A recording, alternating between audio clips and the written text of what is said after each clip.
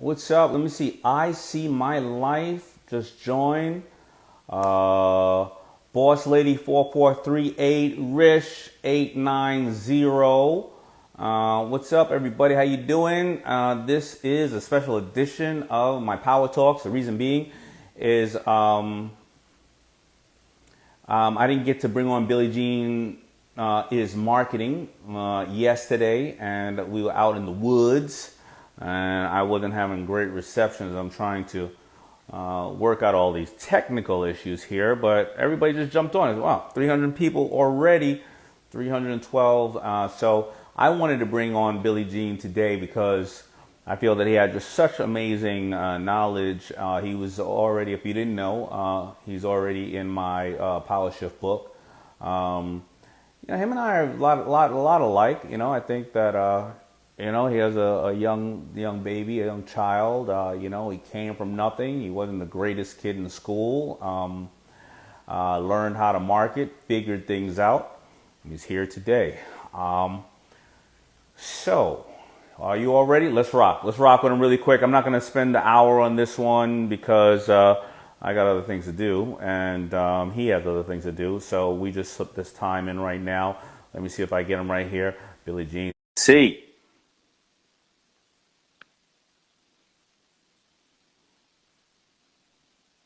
What up, what up, what up, what up, what up? What's up, Billy? How you doing, brother? It's working. We got sound. We out here. Hype. I like it. Let me fix my it's funny, like when you put the split screen on, all of a sudden, yeah, you get further up on it. All right, cool. There we go. I'm here with you, man. What's and happening?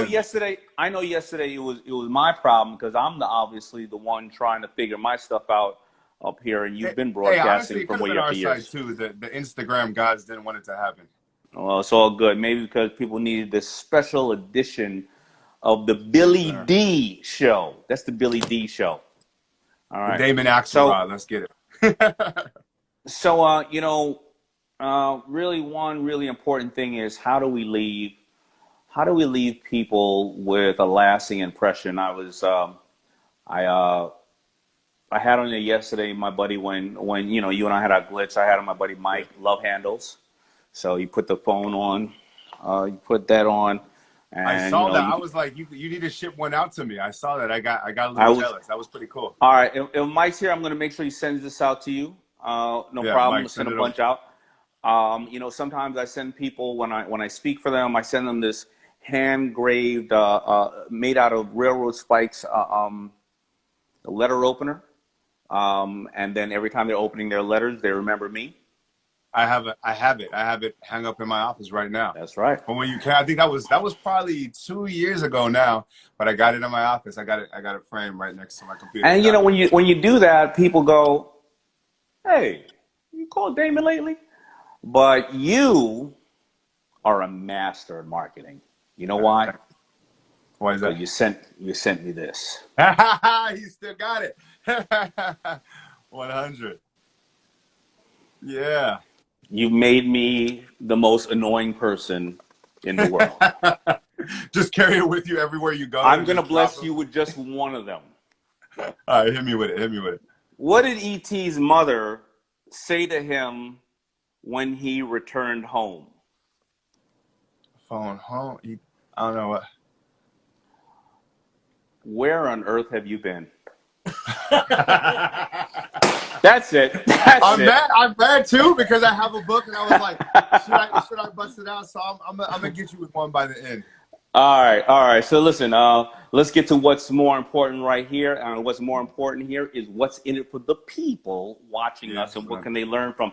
All right, Billy, just give me, I'm not even going to ask you questions because I know that you and I were kind of like, we go through this every day and we have a bunch of people asking us the same questions. So we know the same questions that are generally asked by everybody. So what right now can you tell people who are lost and they're trying to find their way in the marketing world, or not in the marketing world? I mean, you're always marketing even when you're talking. When they're trying to find their way on their platforms. I'm not sure what their platform is. Yesterday I was talking to Avin from Aquaball, and he said Pinterest is rocking for him. So, oh, wow. Okay. so you know, I look at every platform as a different place, a different party, right? You know, Yeah. you come into the party dressed up, or you come into the party grunge, or you come to the party with a big bow tie. That, Tell us that about the LinkedIn party. versus Facebook versus IG.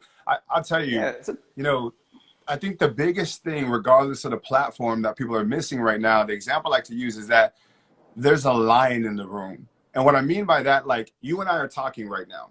So people are in the chat, etc. If there was a lion, a real big ass lion behind you right now, and imagine if I just continued to sell my widget. Like I'm selling pencils and I'm like, yeah, guys, you should buy my pencil. But there's a lion behind Daymond. Everybody be like, Billy, are you kidding me? You don't, yo, there's a lion behind you. Are you gonna warn him? Yeah, and they'd be screaming, they would be freaking out. They would hear nothing I'm saying about my product. So I right. feel like that's where people are really missing the boat is they're like, I'm not going to get involved in politics. I'm not going to get involved in this race stuff. I'm not going to get involved in mask or no mask. I'm not getting, and they're falling on deaf ears because people got a freaking lion, right? Like there's 40 million jobs lost in the US or whatever. And the fact that people are trying to not enter the conversation is an automatic L. You cannot win when people cannot focus on your message. So to me, that right there is huge. And we made the mistake. So back in March, when that was happening, our whole thing was like, let's go help companies scale. For the last year, that's been our thing. Hey, you want to go to 8 figures, etc. Like, let us help you scale and grow. But when we started using that message in March and everybody was freaking out, people were ignoring it. They're like, yo, I'm not trying to scale. I'm not trying to grow. I'm trying to survive. I'm trying to figure out if I need to cut my staff, etc. So I sat with my team and I'm like, you know, it was really uncertain then too. No one knew what was going to happen. So I'm like, we need to create something new. And I said, what's the question that everybody is wondering right now? What is the freak out? If I jump into the conversation of entrepreneurs, what are they thinking? And we came up with this. If I lost it all, here's exactly what I do in 30 days to get it back. I said, for 30 days, I'm going to go live with you every day for 30 days. I'm going to send you a video of exactly what to do. If I lost it all, I had to start from scratch, etc. We launched that. I think we did 500,000 in the first couple of days. Boom, just like that. Just with the pivot of message. Now, granted, it's the same shit I teach regardless of any economy, which is advertising. Like, you're going to need customers. If things are going good, you want to grow faster. If things are going bad, you desperately need customers. It doesn't matter. But that pivot of messaging, our sales took off. Like, they went crazy, and it's been really good since. But those kind of pivots, like addressing the line in the room, all the ads that I did during that time too, this was critical, were not highly produced. Like, I like to write stuff, be creative, etc. But when I was showing up then, it was take out my cell phone, go on my balcony at the crib, and just let people know, like, this is what's going on. No fancy, no frills, no nothing. And that formula, it took off. All right, so let me touch on a little bit of that. So, you know, so because at first, you know, I'm a very literal person, and so you're saying the lion in the room is not necessarily the politics or necessarily the COVID. It's just getting narrow and deep, saying, I know you're suffering from whatever the environment is, but here is your answer. Because again, sometimes when people are more literal and somebody may be taking from you. So do I just talk about wearing a mask and people are dying, or I see what you're saying. Politics? Because what can happen in that lion could be, some people could say, wait a minute, I could watch that crap on the news all the time. I'm coming to you because I don't want to hear it. You're saying, I'm not talking specifically and granular about religion, politics, and or COVID. I'm talking about your challenge right now, and I understand it. I have empathy for you because I'm challenged. You're challenged. I've either been there, or even if you're not challenged, the information I'm going to give you, you can pass on to somebody in your family or somebody who is challenged. But I know that that's what it is, and we need to talk about it today. I can't give you this long 10-year plan. Is that what you're saying? So it's a piece of that, and then even diving in a step further. So like, say I'm selling, I don't know, vacuum cleaners or something. Like, if I'm selling vacuum cleaners, I want to talk specifically about how right now in this moment in time, why vacuum cleaners are relevant. Like, you got to clean your house because it helps reduce germs that can spread to da-da-da-da-da. Like, jump directly in the conversation. Or like, you know, when the protests and the riots were happening, people were really concerned of like, do you say Black Lives Matter, all lives matter? So like, if you're selling your thing, start off and say, hey, Black Lives Matter. I don't care if you think all lives matter, but the one thing that matters is green lives matter. You need money to pay your bills. Like, insert it in your actual messaging. Say it, or it feels like you're talking as if you're ignoring everything that's going on. You know what I mean? People, you know, tone deaf or whatever they're labeling it as, whatever that is. But like, yeah. And are you talking to who do you? I mean, of course, you're talking to the people that support you first, right? Because they're looking to you to say, "What do you got?" But how do you start introducing that to more people, or do you do over the first, you know, is it the 10 or 30 days that you say, "No, no, no, no. I'm over providing for the people that respect me, value me, and the people that I respect and I value. And if I see that it is effective enough, I introduce it to new people, or I ask them to introduce it to other people because it's of value to them." So we're actually spending a lot of money on cold traffic. People who have no idea who Billie Jean's marketing is, never heard of us, because it's the one time where everybody's going through the same shit. Like, you go anywhere in the world, the same topics are relevant. And like, you never have that, right? And so it's so universal. And then the other side that people are sleeping on is right now, Facebook, since I've been doing this the last like 12 years or something, I've never seen it this cheap since like 12 years ago. It's so cheap because it's not competitive. So like back in March and April, the first budget that people were cutting, honestly, was their marketing budget. They're like, I'm not going to spend money on marketing right now. I need to save that money. And that's backwards, because the way that Facebook, Instagram, YouTube, all those things, when you advertise, everyone listening, you got to realize it's an auction site. And the way that auctions work, if there's more people bidding, you pay more. So if there's 100 people bidding on, you know, this red cup, it's going to get pretty expensive. If there's 3 people bidding on the red cup, it's going to be way cheaper. And so right now we're like, everybody's afraid of social media and advertising. They don't know what to say. Is it the right time to say? Like, should I go there? Do I talk to new audiences? And we're just sitting here in the back like, okay, y'all go think about it, and we're going to take advantage. So we have been advertising probably heavier than we ever have, and it's working really well. Wow, that's important information. I didn't know, because, you know, listen, it's a big world out there, and the last thing I heard, you know, and I heard, right? So Yeah. I can't say I heard because, you know, it came from my staff, but, you know, I was told that Facebook had changed its algorithm a year or 2 years ago. It became too expensive, and there were different reasons why, because maybe they were hit with so many government regulations. Hey, they had to pay for a lot of shares. Listen to this. Listen to this. Okay. I told my team on our huddle up today, and this is a legit mistake I made. Okay. So, you know, doing something for 12 years, sometimes you get a little overconfident or arrogant. At least I did. Right. And I'm like, dude, I've seen everything on Facebook. You can't tell, you're not going to show me something I haven't seen. I thought I knew. So to give perspective, when we're advertising that, you know, that 30 days of Genius program to help people go from scratch, usually our cost per sell was around $70 to $150 to like $200. It ranged. Okay. I went to my buddy Chase Hero's place. Shout out to Chase Hero, who does advertising. And I was talking to him on the phone. He's like, yo, we're killing it right now. And I was like, you know what, man? Like, can I come to your office and like see what you're doing? And he's like, yeah, of course. Like, come through. So I brought my marketing team. I came up. We talked to him for 3 hours. He's doing everything the exact opposite of how we do it. But he's doing way bigger numbers right now. So I'm sitting here listening, and I'm like, why the hell am I not testing that? And he's saying all the things that I'm getting. And I'm like, whatever. So I come back, and this is real time. This happened today and yesterday. We test the strategy he's using on Facebook. Our cost reduced from that $70 to $200 range to $15 cost per sell. 15. And the product cost $100. Like, the average card is $111. Just imagine that. You spend 15, you make $111. That's what happened. And the mistake was the fucking arrogance and overconfidence that I was having to, even though I'm really good at advertising, to forget that there's other people who are really good too.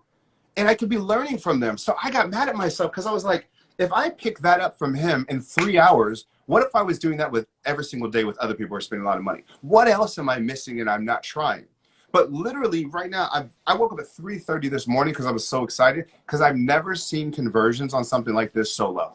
I couldn't even sleep because I'm like, my life's going to change forever. Now, granted, a lot can go wrong. It can all go down. You know what I mean? There's a lot of variables. Yeah.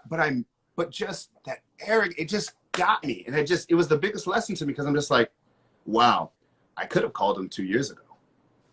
You know what I mean? Like, Yeah, hey, you know, how I get it. Listen, I'm too close to. Listen, a lot of time we can be too close to it too. You know, like, and yeah. I always tell the story of Bombas socks when they came on. I was like, whatever, socks. You know, I got 10 clothing companies. You know what Right. I'm saying? And by the way, 8 of them are dead. But you know what I mean. And then I Yeah. learned from these guys. So because business is being done a whole new different way, and sometimes you don't think about things like that. But how do you expand your business if you don't keep learning? And you know what? Maybe you would have tried exactly what he was saying and it didn't work. Or at least you tried something. You know what I mean? Exactly, exactly. And it couldn't have grown unless I tried. So I told that to my team today, and I'm just like, when you really look at all the departments, right? Like, well, what are we not doing on customer service side to help, tickets? What are we not doing on the sales side, by not talking to other people? So like an exercise for everybody listening, I'm telling you, you have, like, what I recommend to everybody, whatever your role is, even if you have a company or you're within a company, find 10 other people who do exactly what you do. Start a group chat on Slack. I heard y'all talking about Slack yesterday, on Slack or WhatsApp, and just get in the group and everybody just chat and share what's working. I guarantee you, no matter what aspect of life it is, it will make everybody more money. Or if it's about relationships, right? Find 10 other couples. Hey, we tried this, da, da, da. It will get you results. On the fitness game, I'm in the last 73 days, I'm down 42 pounds right now. But it's because, thank you. But it's because I got a trainer, I got on my shit and I decided. But then another one, I called up my guy, Alex Ramosi. I'm like, bruh, you're in shape as hell right now. What are you doing? He's like, I work out every day. No days off, no matter what. So I did it. And I'm on a 73-day streak. But again, I obviously know that. But hearing him say it as a person that has the results, I'm like, okay. And it changed it for me. And I'm in the groove and I have, you know what I'm saying? So like all those things, I'm just like, damn, they all come from asking for help. When did I get so cool? And I'm always investing in the coaches and shit, but when did I get so cool, Eric, whatever you want to, lazy, complacent? When did I get those things? I'm not in the conversation. How much better would my life be if I did that? But where do you get into that group chat where you rise with everybody else, they accept you? Because you all right, so you got certain people that are at a certain level, and let's say you have 10 people in that group chat and 7 of them are brilliant, and the other 3 they haven't gotten to that level yet, but the other 3 are now doing too much. You know what I'm saying? Like, hitting too many people, whatever the case is, and you're like, yo, why am I even in here? Or how are you all around the same level and you're saying, all right, I'm working on this and that, but how do I get into the next room? I'm just trying to figure that one out, because there's that healthy balance of, you understand what I'm saying. 100%. You don't And want to I'm not like sure. waste your time. I'm not sure if you have the answer, but sometimes I've done this. I put all my Shark Tank companies together and said, hey, let's all do a networking thing. And then one of them be like, yo, your man, your man over there, yo, hey, tell your man, step on the brakes for a second. The only thing that we do and we do this on the education side, right? The only thing that I've found to be really successful, that is just having different groups. Right? Like, hey, if you're underneath the $1 million mark a year, you're here. If you're underneath 7 figures here, you're 8 figures here. Because if not, it's just gonna happen, right? Like, especially looking for high levels. So like for me, I told my tutor, I'm like, I'm gonna start a group of mine, but you have to be spending at least $250,000 a month to that, you know what I mean, for that particular group. And then actually, ironically, I recommend everybody has 3 groups that they're in, because it's just a chat anyway, right? And make one of the groups where everybody is just getting started off and you can help and you can pour into them and get fulfilled that way. Have a third of them as your peers. You're on the same level doing the same shit and you're having fun, joking around, learning from them. And then have a third where you're the person in the room that's the troll. Like, how do you get in here? You need to make sure you're that too. Like, oh, I don't know if this guy can hang, because that's where you're gonna learn the most, right? Somebody just put in here, and I see it happen on my thing all the time. Somebody said, what about robots? And most wealthy people are investing in robots. I know little to nothing about it. All I do know is that on Instagram, when I post something, I'm spammed by whoever the Forex Bitcoin traders are. And yes, but hey, I made $1 million a day with Tiffany at da da da da da. I'm so thankful. Follow here. Like, yo, I get it too. Hey, whoever has the answer, please tell me, because I hate that shit. So I hate it for a reason. I say, if that person is spamming and they have a fake account, then their morals are in the world of facades, fake, and whatever the case is, right? But is there ways that, listen, anything can be done, good or bad. A gun can be done. A gun can use to obviously harm somebody. A Protect or gun kill, can, yeah, or protect your family, or hunt to feed yourself, right? Are there ways of people who want to invest in robots, which I have no knowledge of, and I didn't expect this to go down this way. Are there ways that robots can be of use without overdoing it? And I'm not sure. Do you use robots at all or no? That's a good point. I don't, and honestly, it's also a little outside my wheelhouse, right? Like, I don't know a lot about it, but like, here's the challenge is whenever I think of automation, whatever platform it's going to go on, I ask myself one question: how can I be on the same side as them? So for example, there's all kinds of shit that you can do on Instagram to increase following, etc. And let me tell you, they're really effective, but I cannot count how many times I've been approached by one of those things. And then 6 months later, they're like, hey, but I'm gonna be real with you.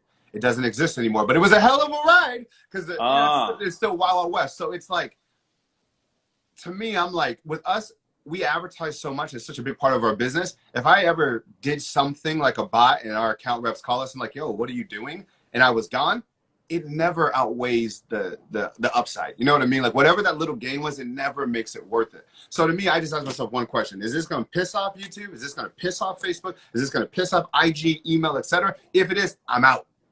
I'm out, right? Like, I'm just out. And so that's the way, honestly, I do it. But are there cool tools out there? 100%. The ones that I would recommend for everybody listening is like Facebook and all these platforms, they have approved developers. They have approved things that actually have a, a thumbs up, the stamp. Only use that shit if you want to play it really safe, because the worst thing that happens, Facebook flew me to their office like 6 years ago or something like that. And I got to meet with the policy team, the people who approve or disapprove ads, right? So there's me, there's like 3 other advertisers, and there's this room full of their employees. Dude, I look at the employees, it's literally a bunch of like 23-year-old kids, like 40 in a thing. And it just dawned on me. It's like, these are just a bunch of kids fucking around. Like, they don't care if your ad is disapproved or not approved. Like, they're just here for a paycheck like anybody else, like in a job. And I was just like, so in other words, if your account gets done, you ain't getting it back. They don't care. Nobody's going to follow up with you. Like, it's just that. Unless you're spending $10 million a month and we're not, like, you ain't, it's not worth it. So that's when I realized, I was like, I'm just going to play by the rules, because one, it's the right thing to do. But two, like, if they shut you down, you shut down. Like, there ain't nothing to do after that. All right, I got one last question because I got to jump. My buddy George called somebody yesterday for a product or something in a pretty big piece of whatever the case is, and the CEO called him back. Didn't use my name or anything. Just, hey, I want to do this. And he said, well, why didn't the salespeople call me back? And the CEO said, you want somebody who's batting 300 or somebody who's batting 150.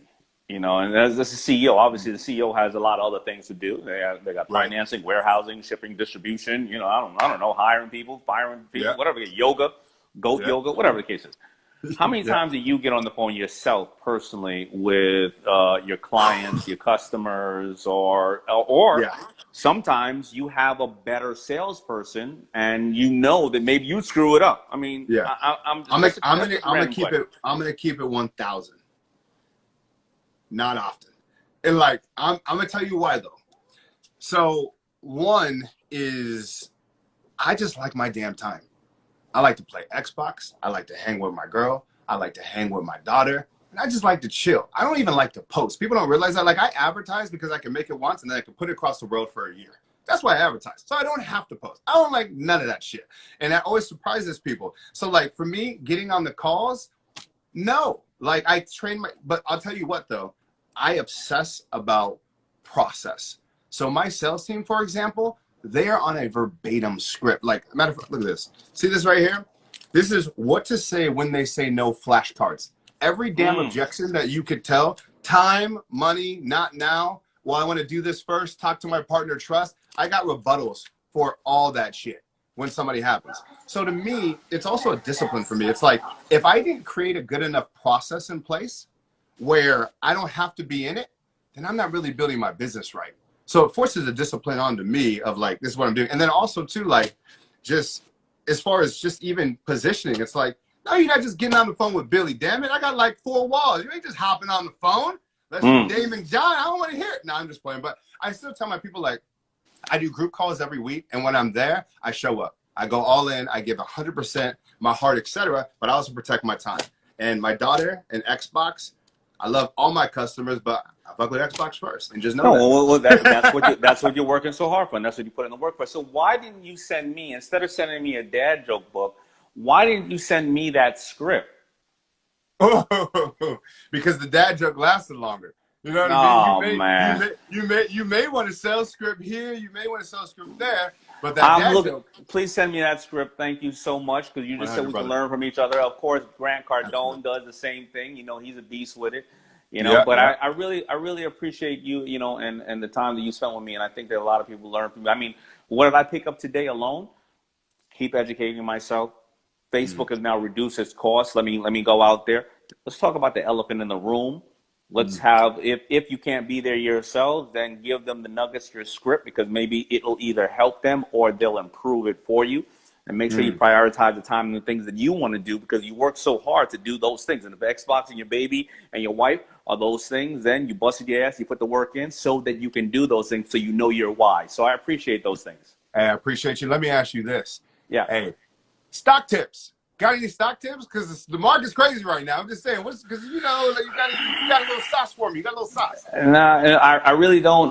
Unfortunately, listen, I called it when it was going down to 22,000. I think it's going to go back down to 22,000 sooner or later after this infusion of cash. Yeah. Trillions have went in with the global pandemic. I'm in a bad position right now in a lot of my positions because I shorted it, you know, and I think it's going to be there. On the flip side, the only thing I can ever say is what my buddy Ray taught me. I never invest in stocks that I don't believe that if they go away, it won't affect the world. So I do know that Amazon and Shopify, if they go away, they're going to affect the world. I would have normally said that about, I would have normally said that about Uber and Airbnb, but you see where Uber is today, obviously, because of the pandemic. There's so much craziness. Warren Buffett has not gone back into the market yet. This is the smartest man on Wall Street history. So he has a lot of smart people around him. They either say because he is exposed in a lot of the insurance aspects, because he's going to have to clear up a lot of things, or he's just sitting on his wad of money going, yeah, okay. All right, everybody, you know, having fun. Yeah, having fun. You know what I mean? Because, you know, Warren Buffett loves to say that the market takes away from the impatient and gives to those who are patient. So I look at that, and you know, the only other last thing, you know, that I can say is, I just lost my train of thought. But I think, you know, listen, I think that's enough. I said a whole lot of nothing. But, you know, listen. I did tell people on TMZ this the other day, like, and nothing wrong with being, listen, I worked at Red Lobster for years, but nothing wrong with being a pizza delivery guy or girl. But, you know, my pizza delivery guy was giving me stock advice when he saw me. And it reminded me of the cryptocurrency, how everybody was on the cryptocurrency 2 years ago, and they all gave advice when the pizza guy give you, and by the way, it was a great tip.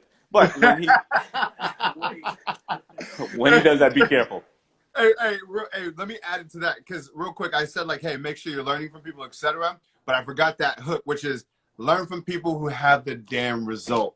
If they ain't got the result, then that is not, and that includes your parents. Your parents don't know everything. That's the biggest lie they ever told us. I love my mom and dad, but let's keep it 100. They don't know a lot of shit. But they know a lot of stuff. Shout out to them. More praise. I'm going to hop off right now, but I got to make one on the comment. You're right. You know, listen, appreciate you, brother. My mother is so smart, so brilliant, but, you know, some things and a lot of things she told me, 90% of the things she told me have been brilliant. But sometimes, you know, your parents, you know, they get a little older. You learn a little bit, and you be like this. I don't know, Ma. All right, man. Love you, man. Brother. Appreciate you, man. Love you too. Later. All right, everybody, I got to hop off, but I wanted you to make sure you saw that interview with Billy, because he's absolutely amazing. You can learn a lot from him and follow him. I'll catch you next time. Peace. If you want another awesome video in our Black Excellence series, check out the video right there next to me. I think you'll enjoy it. Continue to believe, and I'll see you there.